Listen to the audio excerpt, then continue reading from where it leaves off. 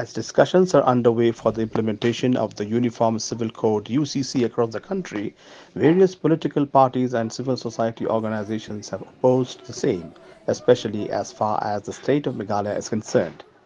The Meghalaya Pradesh Congress Committee had also stood its ground on the issue through the communication made by its president, Vincent H Pala, to the Prime Minister and the Law Commission for Exemption of Meghalaya from coming under the purview of the UCC.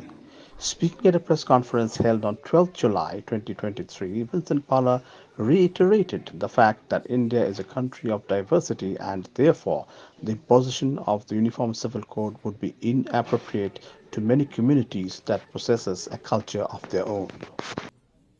That's why we told with Baroni and all, so we as an organized party, a national party, we should also see to law and order also. So with these things, I think we decided that we would. So accordingly, I informed Delhi also, and since this is only a silent protest, it's not where we shout, it's not where we put slogans. That's why it's not there. Questions may not be 100%, but majority of them are actually from West Bengal.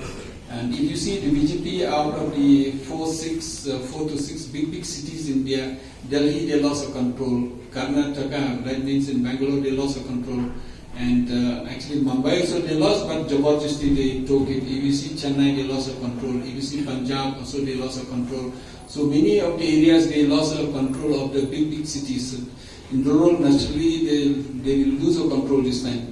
Like I've said, the fighting within the BJP is more than fighting of the opposition among themselves.